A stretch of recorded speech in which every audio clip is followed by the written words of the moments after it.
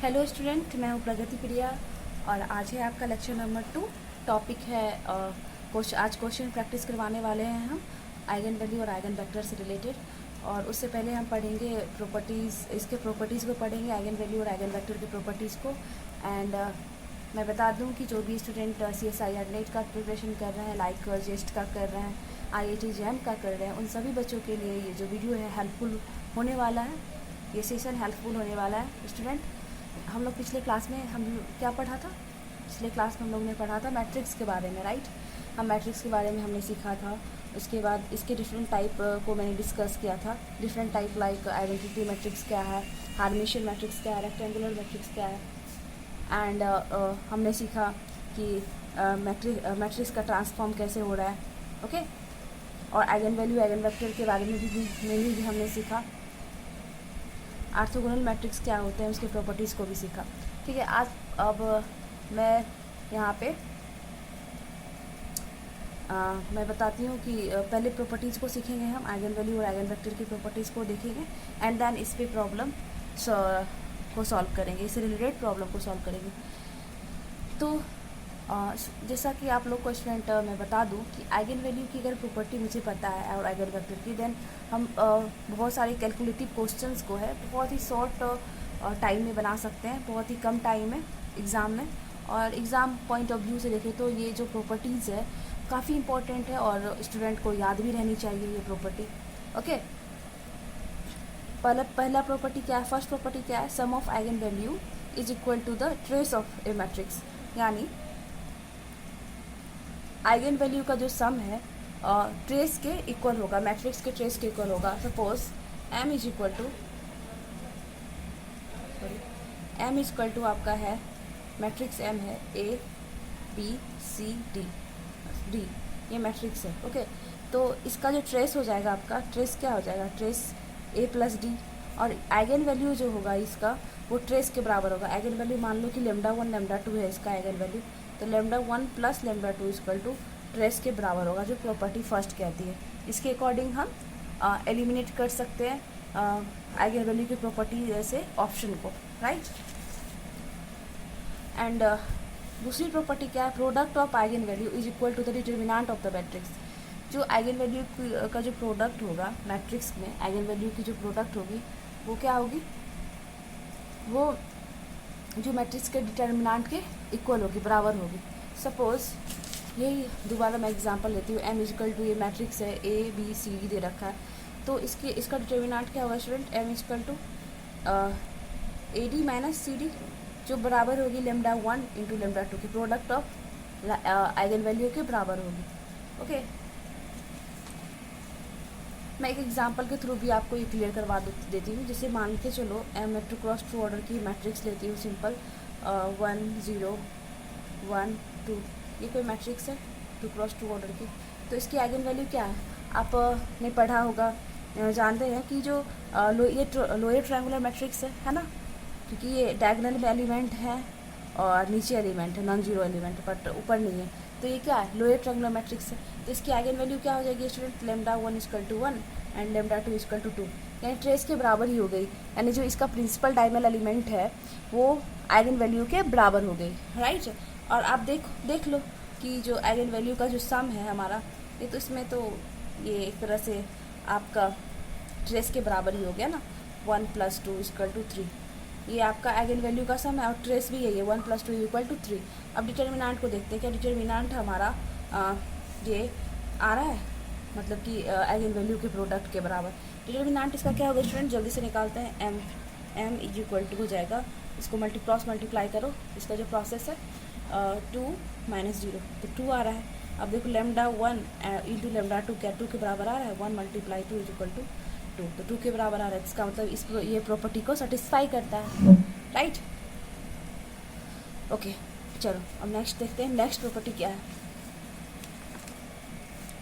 Next property है जैसे कि कोई मैट्रिक्स A है और उसकी जो आइगन वैल्यू है λ1 λ2 λ3 dot dot dot up to so on, मतलब 2 क्रॉस 2 ऑर्डर की हो या 3 क्रॉस 3 ऑर्डर की हो, कोई भी मैट्रिक्स हो, तो उसकी जो आइगन वैल्यू है मान लिया हमने λ1 λ2 λ3 किसी A मैट्रिक्स के, अगर A to the power N matrix हो और उसकी आइगन वैल्यू निकालने के लिए बोली जाए तो उसकी एक प्रॉपर्टी होती है कि जो हमने प्रीवियस आइगन वैल्यू निकालना है तो सिर्फ उस पर टू दी पावर एन कर देंगे हम। A to the power N equal to lambda N to the power 1 to the power N, lambda 2 the power N, lambda 3 to the power N. And अगर मैं जो मतलब कि मैट्रिक्स ए जो है उसके साथ के मल्टीप्लाई करूँ तो जितने भी आइगन वैल्यू हैं उसके साथ के मल्टीप्लाई हो जाएंगे। ये हमारे प्रॉपर्टीज़ हैं आइगन वैल्यू की। और ए इन्वर्स क्या हो जाएगा, ए इन्वर्स का आइगन वैल्यू अगर निकालने बोला जाए तो कैसे निकालेंगे, ये इसके इन्वर्स के बराबर हो जाएगा जो प्रीवियस आइगन वैल्यू हमने निकाला है 1 बाय लेमडा 1, 1 बाय लेमडा 2 और 1 बाय लेमडा 3। और सपोज ये कोई मैट्रिक्स है ए स्क्वायर प्लस 2a और इसका अगर आपको बोला जाए आइगन वैल्यू निकालने के लिए तो आप ऐसा निकाल सकते हो लेमडा 1 का स्क्वायर प्लस 2 लेमडा 1 प्लस ये लेमडा 2 का स्क्वायर 2 लेमडा 2।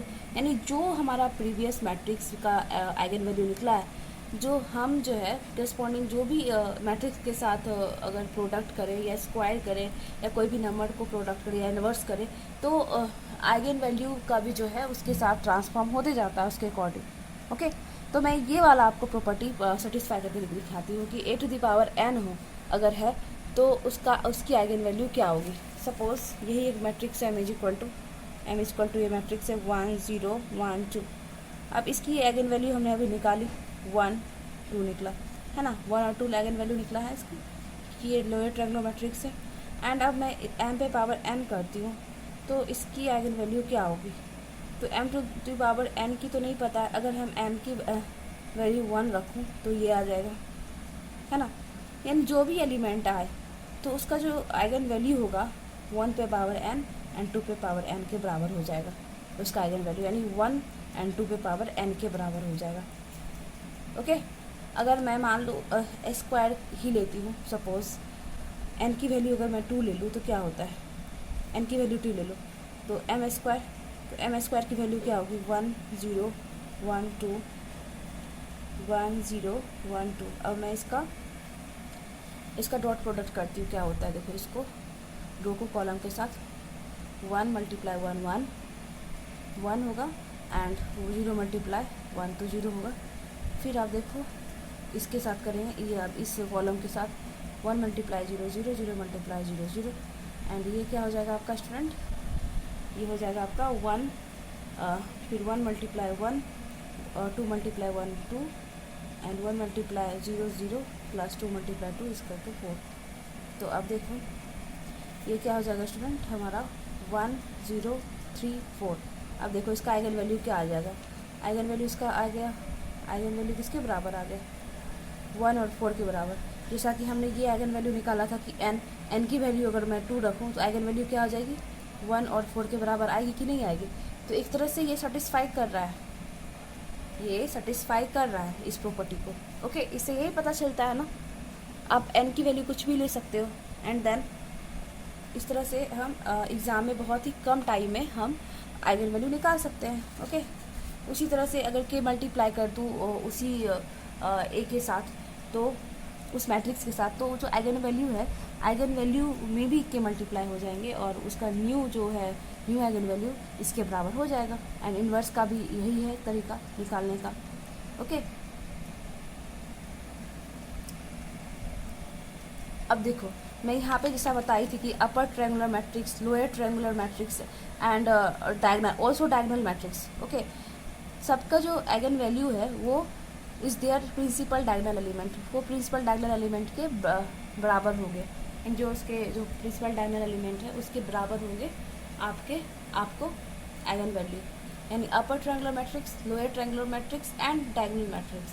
आपको मैंने पिछले क्लास में इसके बारे में डिटेल से समझाया है कि लोअर ट्रायंगुलर मैट्रिक्स क्या है, अपर ट्रायंगुलर मैट्रिक्स क्या है एंड डायगोनल मैट्रिक्स क्या है, ये सब के बारे में हमने बताया था आपको।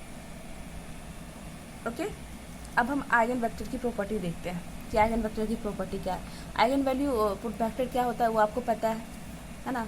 हम उसकी कैरेक्टरिस्टिक इक्वेशन की हेल्प से हम आइगन वेक्टर निकालते हैं स्टूडेंट, है कि नहीं है।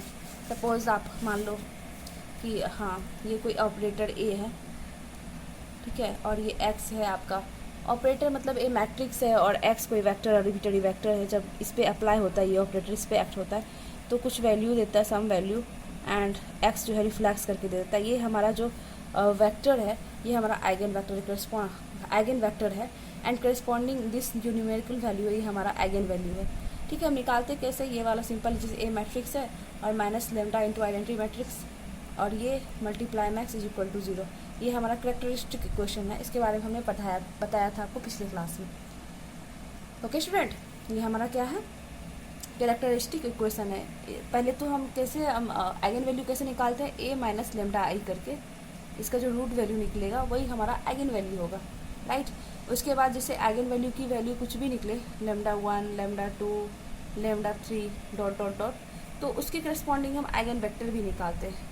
ए की वैल्यू हम लेमडा 1 आई दे के, फिर एक्स की वैल्यू हम कुछ भी ले सकते हैं इक्वल टू 0 देके। एक्स की वैल्यू हम x1, x2, x3, मतलब जितने ऑर्डर के मैट्रिक्स होंगे, जिस रेंज के होंगे, 3x3 ऑर्डर के मैट्रिक्स हो या 2x2 ऑर्डर के मैट्रिक्स हो, तो उसके करस्पॉन्डिंग आप जो है आइगन वैल्यू मतलब आइगन वेक्टर निकाल सकते हो, right.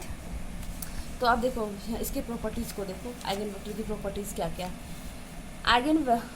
Different eigen values source different eigen vector. अगर हमारा जो मैट्रिक्स का आइगन वैल्यू जो निकला है वो डिफरेंट है, तो उसका जो आइगन वेक्टर है वो भी डिफरेंट होगा। Okay student, same eigen value may और may not have different eigen vector.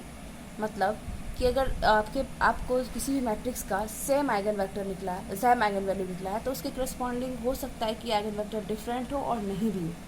Okay, generally eigen vector are linearly independent, मतलब कि आइगन वेक्टर जो होते हैं मैट्रिक्स के वो जनरली लीनियरली इंडिपेंडेंट होते हैं। मतलब लीनियरली इंडिपेंडेंट का मतलब क्या है कि मतलब जैसे कि 3 अगर आपको प्रोडक्ट दे रखा है वेक्टर, तो या आपको matrix just like a vector, matrix का जो ट्रिपल डॉट प्रोडक्ट अगर लेंगे हम, स्केलर डॉट प्रोडक्ट लेंगे, तो ये 0 के बराबर नहीं होगा, तब ये लीनियर इंडिपेंडेंट कहलाएगा। अगर मैं इसका लेती हूँ dot product, triple dot product, तो अगर 0 के बराबर आता है तो उसको हम कहते हैं लीनियर डिपेंडेंट।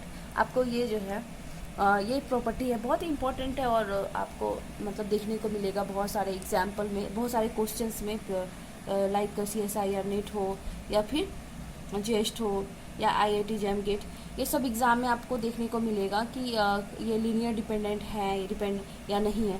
मतलब आपको तीन मैट्रिक्स दिया रहेगा या 3 वेक्टर दिया रहेगा, उसमें एक वैल्यू अननोन होगा, तो उस वैल्यू को हम लीनियर डिपेंडेंट या इंडिपेंडेंट के जरिए निकाल सकते हैं अकॉर्डिंग टू क्वेश्चन सिनेरियो।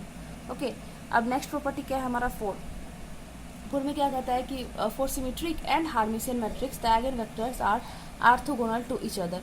मतलब कि सिमेट्रिक और हार्मिशियन मैट्रिक्स का जो आइगन वेक्टर है वो ऑर्थोगोनल रहता है टू ईच अदर। जो जितने भी आइगन वेक्टर हैं वो ऑर्थोगोनल होते हैं जनरली सिमेट्रिक और हार्मिशियन मैट्रिक्स में। अब आ जाओ कि हार्मिशियन मैट्रिक्स और सिमेट्रिक मैट्रिक्स के जो आइगन वैल्यू होते हैं, अब इस जो मैं ये बता रही हूँ प्रॉपर्टी, इस प्रॉपर्टी के जरिए आप क्वेश्चन को एलिमिनेट कर सकते हो कि हार्मिशियन मैट्रिक्स अगर दे रखा है तो आप जो है उसका जो आइगन वैल्यू अगर पूछा जाए, हार्मिशियन मैट्रिक्स गिवन है और उसका आइगन वैल्यू पूछा जाए तो उसके जरिए हम मतलब ये निकाल सकते हैं ऑप्शन, मतलब उसका आइगन वैल्यू, कि आइगन वैल्यू जो है ना हमेशा रियल होता है हार्मिशियन मैट्रिक्स का और कंजुगेट पेयर में होता है, अगर होगा तो कंजुगेट पेयर में। ओके, मतलब अगर आइगन वैल्यू मतलब आई है तो माइनस आई भी होगा एंड 0, इस तरह से इस फॉर्म में आ सकता है।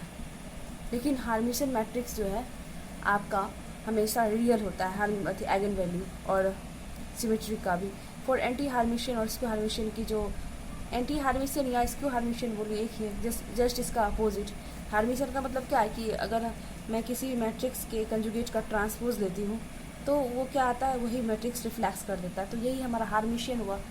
ठीक है, अच्छा कंजुगेट का मतलब हुआ जैसे कि आयोटा, ये इसका अगर मैं कंजुगेट लूँ तो ये A माइनस आई है, मतलब आई जो है माइनस आई के फॉर्म में हो जाता है, राइट स्टूडेंट।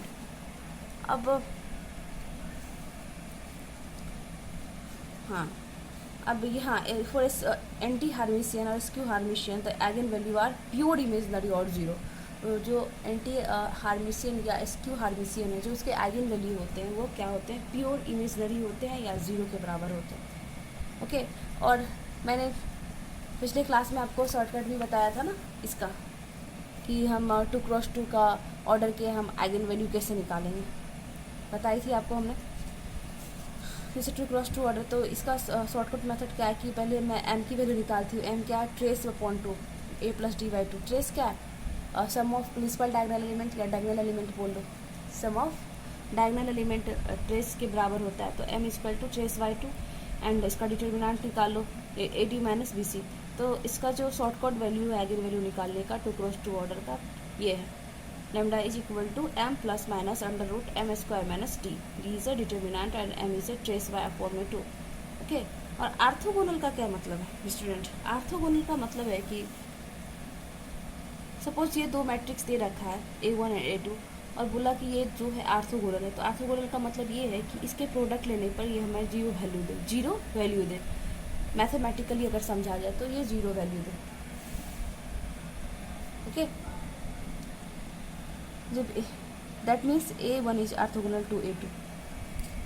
तो मतलब इसका प्रोडक्ट कैसे लेंगे, इसका ट्रांसपोज ले लेंगे, मल्टीप्लाई में A2 इक्वल टू जो ट्रांसपोज लेने के बाद ये जो है आपका जो कॉलम है वो रो में आ जाएगा, x1 x2 x3 x4, that dot product of two vector is zero. Orthogonal का मतलब यही होता है। एंड एक और लास्ट प्रॉपर्टी है कि आर्थोगोनल और यूनिटरी मैट्रिक्स जो है have eigen value is mod 1। Orthogonal और यूनिटरी मैट्रिक्स के जो आपके आइगन वैल्यू होते हैं वो mod 1 होते हैं, राइट।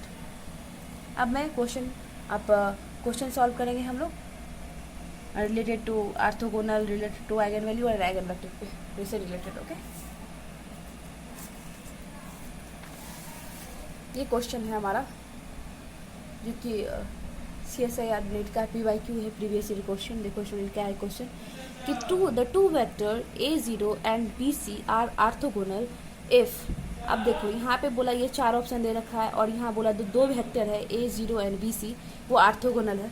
तो हम ये ऑप्शन से कैसे एलिमिनेट करें? तो सबसे पहले कि ऑर्थोगोनल की प्रॉपर्टी क्या होती है कि इसके जो है ना डॉट प्रोडक्ट लेने पर ये इसका ट्रांसपोज लेके इसका जब प्रोडक्ट लूँगी तो जीरो के बराबर हो, यानी A0 एंड BC जो है जीरो के बराबर आना चाहिए। तो ऐसी में क्या वैल्यू लो ABC? तो देखते हैं, जब मैं इसका डॉट प्रोडक्ट लूँगी, देखो मान लिया कि A इज इक्वल टू ये है और B is equal to BC है। जब इसका ट्रांसपोज लेके B से प्रोडक्ट करूँगी तो ये A0 BC, तो क्या हो जाएगा, मल्टीप्लाई करो रो को कॉलम से A into B and 0 plus C, तो ये C तो वाला टर्म कैंसिल हो मतलब हट जाएगा जीरो से मल्टीप्लाई करने के बाद। तो यहाँ पे क्या बचेगा, AB is equal to 0। AB is equal to 0 मतलब अब ऐसा कौन सा वैल्यू लूँ AB का जो जीरो के बराबर हो। अब ये चार ऑप्शन में मैं चेक करती हूँ, देखो आपको सॉल्व करने का ज़रूरत ही नहीं है। अब A की वैल्यू 1, B की वैल्यू 1/√2, क्या ये जीरो के बराबर होगी? नहीं। लेकिन हाँ, एक हम गेस कर सकते हैं कि अगर एक भी A या B में किसी भी एक की वैल्यू अगर जीरो हो जाए तो इसके प्रोडक्ट भी जीरो हो जाएंगे, राइट। अब देखो स्टूडेंट, ये चारों ऑप्शन में ऐसा कोई है कुछ दे रखा है? देखो इसमें थर्ड ऑप्शन में देखो C ऑप्शन में यहाँ पे दे रखा है B की वैल्यू 0। देन इसके जब इसका प्रोडक्ट करूँगी मैं A और B तो क्या होगा, जीरो के बराबर हो जाएगा। देन ये ऑप्शन कौन सा होगा, C, क्योंकि C के वैल्यू से कोई मतलब ही नहीं है। आपने देखा कि जब मैं इसका प्रोडक्ट करूँगी तो ये AB का ही AB के वैल्यू पर ही डिपेंड करेगा। AB is equal to 0, C की वैल्यू तो 0 हो जाती है यहाँ पर। तो आपका जो है ऑप्शन क्या हो जाएगा, C करेक्ट हो जाएगा। A is equal to +-1, B is equal to 0 and C की वैल्यू ये दे रखी है, तो इससे कोई मतलब नहीं है। ओके, नेक्स्ट क्वेश्चन आपका, अब देखो स्टूडेंट नेक्स्ट क्वेश्चन ये है हमारा। नेक्स्ट क्वेश्चन क्या कहता है कि ये वाला क्वेश्चन है हमारा। नेक्स्ट क्वेश्चन ये है, one of the eigenvalue of the matrix e to the power a है is EA where a is equal to 10, the product of two eigenvalue of क्या होगा, product of two eigenvalue of EA is क्या होगा, EA। पहले तो student अब देखो कि यहाँ पे ये जो क्वेश्चन का डिमांड क्या है, क्वेश्चन में आपको पूछा कि जो EA है हमारा e to the power a में जो है एक आइगन वैल्यू की वैल्यू दे रखी है आपको E है। तो अब पूछा जा रहा है कि product of two eigen values क्या होगी, देखो, और A भी दे रखा है ये matrix A is equal to है हमारा A0 0 0 0 A एंड 0 A 0। तो सबसे पहले हम क्या करेंगे, प्रॉपर्टीज़ लगाएंगे आइगन वैल्यू का। उससे भी पहले हम क्या करेंगे, पहले निकालेंगे हम इसकी आइगन वैल्यू निकालेंगे, वो with help of characteristic equation, with the help of characteristic equation निकालूंगी मैं इस मैट्रिक्स की आइगन वैल्यू। ओके, ऐसे अगर आप लॉग प्रोसेस अप्लाई करोगे तो काफ़ी टाइम लग जाएगा एग्जाम में, और टाइम भी बहुत चले जाएगा। तो पहले हम स्मार्ट ट्रिक यूज़ करें, स्मार्ट ट्रिक का तरीका यूज़ करें। अगर लॉन्ग प्रोसेस से जाओगे तो पहले आप देखोगे कि e is equal to 1 + a + 1/2 factorial A square होता है, इसका एक्सपांसन जो होता है ये होता है, and then 1 + lambda + 1/2 lambda square. तो पहले हम ई ए निकालेंगे कि ई ए क्या होगा अकॉर्डिंग टू दिस, फिर जाके हम आइगन वैल्यू निकालेंगे अगर इस प्रोसेस से निकालें, लंबा वाला प्रोसेस से। लेकिन हम क्या करेंगे, स्मार्ट मेथड यूज़ करेंगे, है ना student, smart method. Firstly we find the eigen value, ये कैरेक्टरिस्टिक इक्वेशन है, a - लैम्डा i, ए हमारा मैट्रिक्स, लैम्डा है हमारा आइगन वैल्यू, एंड i है आइडेंटिटी मैट्रिक्स। जब मैं ये करूँगी इसमें तो ये a - लैम्डा हो जाएगा, एंड 0 0 डायगनल में -λ - लैम्डा आ जाएगा क्योंकि यहाँ 0 0 है, एंड ये बाकी सारा एलिमेंट एज इट इज रह जाएगी यहाँ पे, a - lambda 0 0 0 - lambda a 0 0 - lambda = 0। अब इसकी आइगन वैल्यू क्या होगी, देखो स्टूडेंट, देखो a - लैम्डा,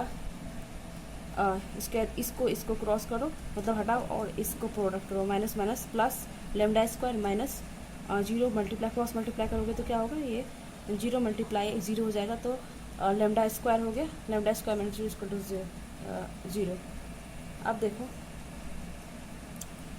लैम्डा की जो वैल्यू है हमारी, हाँ a lambda square minus lambda की इक्वल टू 0, या फिर लैम्डा स्क्वायर यहाँ से मैंने कॉमन ले लिया, a - लैम्डा, तो यहाँ क्या वैल्यू आएगी, eigen value lambda equal to 0 and 0 2 0 आएगी, and a - lambda equal to 0 रखेंगे, सेपरेट आउट करेंगे तो यहाँ पे क्या आएगा, लैम्डा की वैल्यू a आएगी। तो ये तो ऑलरेडी गिवन है। अब हम यहाँ प्रॉपर्टी यूज़ करेंगे, जैसे कि ये मैट्रिक्स की जो है प्रॉपर्टी है, अगर मैट्रिक्स की eigen value lambda 1 lambda 2 lambda 3 निकलती है तो exponential to the power A क्या हो जाएगा, exponential to the power lambda 1 into exponential to the power lambda 2 and exponential power to the power lambda 3 हो जाएगी, जो आइगन वैल्यू हमारी प्रीवियस मैट्रिक्स से निकली है। ओके, प्रीवियस मैट्रिक्स से हमारी आइगन वैल्यू क्या निकली है, 0 0 a। तो एक्सपोनेंशियल ए की आइगन वैल्यू क्या हो जाएगी, e to the power 0 a e to the power 0 e to the power 0। ये तो हमारे ऑलरेडी गिवन दे रखा है एक क्वेश्चन में। अब क्वेश्चन का डिमांड क्या था कि प्रोडक्ट ऑफ 2 आइगन वैल्यूज़ क्या होंगे, तो e to the power 0 e to the power 0 यानी 1 1 हो जाएंगे, 1 × 1 तो 1 होंगे, तो हमारा आंसर क्या होगा, 1। आई होप आपको ये क्वेश्चन समझ में आया होगा स्टूडेंट। क्वेश्चन ये जो कि CSIR NEET 2023 दिसंबर में पूछा गया है क्वेश्चन, फिजिकल मैथमेटिकल साइंस से ये क्वेश्चन आया है। देखो ये क्वेश्चन क्या कहता है, वैसे आप अगर देखोगे तो सबसे ज़्यादा अगर वेटेज रखता है एग्ज़ाम में क्वेश्चन का तो मैथमेटिकल फिजिक्स से ही रखता है वेटेज। लगभग इससे 25 या 30 ऑन एन एवरेज क्वेश्चन पूछे जाते हैं हर साल, 25 या 30 मार्क्स के, ओके, ऑन एन एवरेज। अब देखो ये वाला क्वेश्चन क्या कहता है, ये हमारा CSIR NEET 2023 दिसंबर में पूछा गया है सवाल। The matrix M is equal to, ये दे रखा है this 3 - 1 2 - 1 2 0 2 0 1, satisfy the equation MQ alpha m square plus beta m plus 3 is equal to 0 if alpha beta r। अब देखो यहाँ पे अल्फ़ा बीटा की वैल्यू निकाल ली, ये अल्फ़ा और बीटा की वैल्यू। अब ये मैट्रिक्स हमारा दे रखा है, तो ये जो मैट्रिक्स है और ये हमारा जो इक्वेशन है वो एक कैरेक्टरिस्टिक इक्वेशन को सेटिस्फाई करेगा। तो हमारा कैरेक्टरिस्टिक इक्वेशन क्या है, m - लैम्डा i। जो हम यहाँ से मैं कैरेक्टरिस्टिक इक्वेशन निकालूंगी, जो मेरा इक्वेशन बन के आएगा वो इसको सेटिस्फाई करेगा, इसको यानी इक्वेट करेगा, ये दोनों इक्वल होंगे।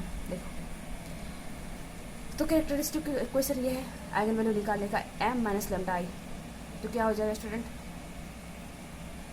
कैरेक्टरिस्टिक इक्वेशन को सेटिस्फाई करेगा एंड या ऑफकोर्स करेगा।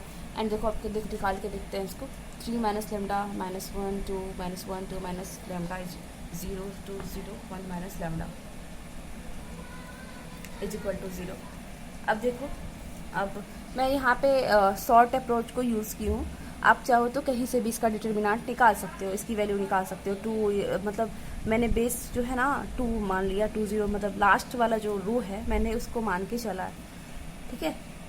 20 1 माइनस लेम्डा बेस वैल्यू मैंने ये लिया है। जब मैं 2 लूँगी यानी ये हमारा कौन सा एलिमेंट है, A33, एक 3x3 ऑर्डर की मैट्रिक्स है ना, 3x3 ऑर्डर की मैट्रिक्स है ये हमारी, 3x3 ऑर्डर की, ओके। अब देखो मैं निकाल रही हूँ इसकी डिटर्मिनेंट। तो 2 ले लो, इस सेक्शन ये सेक्शन ढक लो एंड इसका क्रॉस मल्टीप्लिकेशन करो, ये 0 आ गया, ये 2 इंटू 2 माइनस 2 इंटू हाँ 2 माइनस लेमडा, जब मल्टीप्लाई करोगे तो 4 minus 2 lambda plus minus plus 2 lambda हो जाएगा। मैंने यहाँ शॉर्ट अप्रोच यूज़ किया। डोंट वरी अबाउट स्टूडेंट, अगर इसमें प्रॉब्लम हो तो मैं आपको क्लियर पेज में समझा सकती हूँ, बट कोई नहीं, ये आप खुद से भी कर सकते हो, है ना। अब देखो फिर ये 0 वाला टर्म तो कैंसिल ही हो जाएगा, जो 0 मल्टीप्लाई करूँगी तो ये सारा का सारा टर्म कैंसिल हो जाएगा। मैं ये वाला टर्म लेती हूँ, इसलिए मैंने ये इसको चूज़ किया, इसको, क्योंकि इसमें एक टर्म 0 है तो ज़्यादा कैलकुलेशन करने की यहाँ पे आवश्यकता नहीं होगी, है ना। तो यहाँ 1 माइनस लेमडा हो जाएगा एंड इनटू में अब देखो ये इसको, इस सेक्शन को, इस रो को और इस कॉलम को नहीं लेंगे, यहाँ मल्टीप्लाई करेंगे, इसका क्रॉस मल्टीप्लिकेशन करूँगी तो क्या होगा 3 minus lambda into 2 minus lambda minus minus plus and -1, ठीक है ना, इज इक्वल टू 0। अब इसको सिंप्लीफाई करूँगी तो क्या होगा, देखो student, -8 plus 4 lambda and 1 minus lambda, जब इसको सिंप्लीफाई करूँगी तो 6 5 वाई लेमडा कैसे होगा कि -2 लेमडा और -3 लेमडा करूँगी तो -5 lambda and lambda minus plus lambda square -1 and अब देखो क्या करूँगी मैं, यहाँ पे 6 माइनस 1 यानी 5 हो जाएगा +5 एंड सारी चीज़ एजी चीज़ उतार ली हूँ मैं। फिर अब देखो ये हो, अब देखो क्या हम यहाँ किए हैं, ये वाला साइड को मैं यहाँ पे ले आई हूँ, ये वाला -8 प्लस 4 वाई लेमडा को, और फिर यहाँ मल्टीप्लाई की हूँ, लेमडा स्क्वायर 1 को इस सबसे मल्टीप्लाई करूँगी, यहाँ lambda square 5 lambda minus +5 and यहाँ पे आपको हो जाएगा माइनस लेमडा क्यूब, फिर लेमडा से सबको मल्टीप्लाई करूँगी तो क्या होगा, सारे इंडिविजुअल टर्म को minus lambda cube minus plus 5 lambda square and -5 lambda and ये वाला टर्म मैंने यहाँ लिखा था। अब जितने भी लेमडा वाले टर्म हैं वहाँ पे -5 lambda -5 lambda 10 lambda -10 lambda plus 4 lambda equal to -6 lambda. देखो लेमडा क्यूब भी minus lambda cube plus 6 lambda square, 6 lambda square कैसे होगा, 5 लेमडा स्क्वायर और lambda square, 6 lambda square -6 lambda -6 lambda, है ना, प्लस -3 प्लस 5 -8 तो -3 हो जाएगा। एंड आप देखो जब इसको सिंप्लीफाई पूरा करूँगी तो हाँ माइनस कॉमन लेके इधर कर दी मैंने, तो ये जो भी माइनस वाला टर्म है वो प्लस हो जाएंगे और जो भी प्लस वाला टर्म है वो माइनस हो जाएगा, क्योंकि हम यहाँ क्या किया, हमने क्या किया यहाँ पे माइनस को कॉमन कर लिया। एंड अब देखो ये हमारा टर्म आया निकल के, आया ना, ये टर्म सेटिस्फाई करेगी इस चीज़ को, इसको, ये वाला जो इक्वेशन दे रखा है इसको। अब मैं देखो यहाँ पे इस इक्वेशन को लिख ली हूँ, m³ -6m square plus 6m प्लस 3 इज इक्वल टू 0। ओके, जब मैं ये दोनों इक्वेशन को इक्वेट करूँगी, हाँ तो इसको भी सेटिस्फाई करेगा ना इस इक्वेशन को, तो वो वाला जो है टर्म मैं इसको लिख रही हूँ m³ plus alpha m square plus beta m plus 3। तो यहाँ जब इक्वेट करूँगी तो अल्फ़ा की वैल्यू -6 एंड बीटा की वैल्यू 6 आएगी, तो यहाँ पे जो ऑप्शन है हमारा 3 सही हो जाएगा, -6 और 6।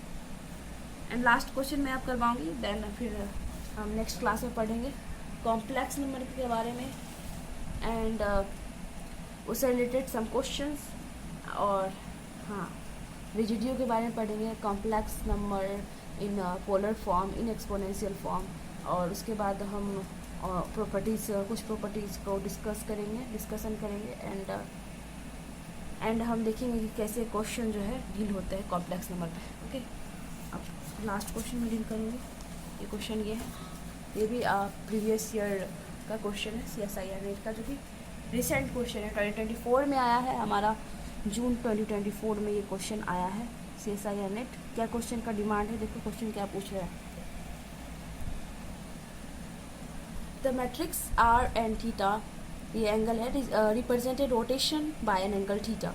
The matrix this represented rotation by n theta about the axis n, the value of theta and n corresponding to the matrix।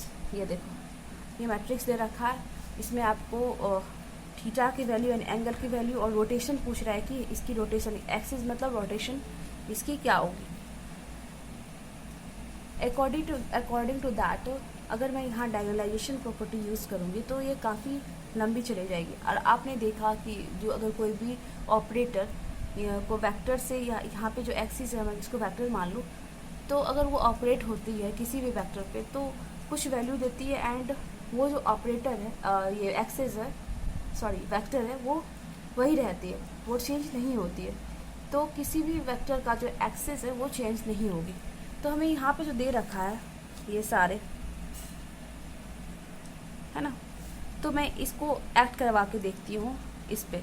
ये मान लेते हैं, क्या मान लेते हैं, मैं ये इसको मैं एक ऑपरेटर या वेक्टर मान लेती हूँ, और फिर इसको ऑपरेटर मान लेती हूँ। जब इसको अप्लाई करूँगी इस पर, मैं क्या कहना चाह रही हूँ आप सुनो ध्यान से कि मैं क्या कहना चाह रही हूँ। कि आपने जब हमने जब पढ़ा था, क्या पढ़ा था, आइगन वैल्यू निकालना और आइगन वेक्टर निकालना, उसमें हम कैरेक्टरिस्टिक इक्वेशन के बारे में देखे थे, और देखे थे कि एक ऑपरेटर या एक मैट्रिक्स जो है जब एक स्पेशल कोई वेक्टर है उससे ऑपरेट कराते हैं, उस पर ऑपरेट कराते हैं, तो सेम वैल्यू रिफ्लेक्शन आ जाता है कि सेम हमें वो जो वेक्टर मिलता है एंड उसके साथ कुछ वैल्यू मल्टीप्लाइड में न्यूमेरिकल वैल्यू, तो वो न्यूमेरिकल वैल्यू हमारा आइगन वैल्यू कहलाता है, and corresponding to that vector हमारा आइगन वेक्टर कहलाता है। तो उसी तरह से जो यहाँ एक्सेस है हमारा एन, है ना, जो एक्सेस है हमारा एन, इस पे जो अप्लाई करूँगी मैं वो वही रिफ्लेक्स होके देना चाहिए। लेकिन इसकी वैल्यू कुछ भी हो, कोई डिफरेंट निकल सकती है ऑपरेट करने के बाद, लेकिन हमें जो एक्सेस की वैल्यू होगी यही वैल्यू मिलेगी। अब देखो स्टूडेंट क्या कैसे, अब हम सारे को एक एक करके यहाँ पे अप्लाई करना पड़ेगा इस पे। तो मैं अप्लाई करती हूँ, ओके, चलो मैं 4 से ही अप्लाई करती हूँ उस पर। 4 पे राइट आंसर, क्योंकि आप कर लेना एक एक करके चेक। देखो मैं 4 से ही अप्लाई करती हूँ, ओके स्टूडेंट। ये हमारा मान लो कि ऑपरेटर है, पहले मैं इसका क्रॉस आई मीन प्रोडक्ट लूँगी, डॉट प्रोडक्ट क्या होगा देखो। ये 0 क्या है, पाई है, ये हमारा एंगल है, एंड ये एल की वैल्यू है। एंगल की भी वैल्यू मैं बताऊँगी, पहले ये मैं लेती हूँ फोर्थ ऑप्शन। फोर्थ ऑप्शन मेरा क्या है, 0, 1/√3 एंड 2/3। और मैट्रिक्स क्या है हमारा, मैट्रिक्स है एंड इक्वल टू, मैट्रिक्स हमारा -1 0 0 -1 0 0 0 -1/3 2√2/3 एंड 0 2√2/3 एंड 1/3। ओके, अब देखो मैं ये मान लेती हूँ, मैं कोई वेक्टर है क्योंकि एक्सिस के निकालना है ना, और इसको ऑपरेटर मान लेती हूँ, यानी m इसको मान लेती हूँ मैं कोई x, तो mx करूँगी तो कुछ भी वैल्यू आएगी m की, और ये x जो है रिफ्लेक्स होके यही दे देगा हमारा। देखो अब ये हमारा है 0 1 बाय, अरे सॉरी ये हमारा है मैट्रिक्स क्या है, -1 0 0 0 -1 -1/3 2√2/3 0 2√2/3 1/3 मल्टीप्लाई x जो है मैंने इसको माना है 0 1/√3 है, √3 है, ये √2/3। अब मैं इसको जब मल्टीप्लाई करूँगी तो क्या होता है, देखो स्टूडेंट, इसको ऐसे मल्टीप्लाई करना, -1 को 0 से करूँगी मल्टीप्लाई, 0 प्लस 0 से मल्टीप्लाई करूँगी इसको 1/√3 को तो 0 आएगा, फिर प्लस 2/√2/3 2/3, तो ये 0 ही आ जाएगा ओवरऑल वैल्यू। ठीक है, अब इसको देखो, इसको इधर से 0 को 0 से मल्टीप्लाई करूँ 0 ही हो जाएगा, एंड -1/3 मल्टीप्लाई 1/√3 है ना, इससे प्लस क्या हो जाएगा हमारा 2√2/3 मल्टीप्लाई रूट अंडर पूरा का पूरा रूट अंडर, हाँ पूरा रूट अंडर 2/3।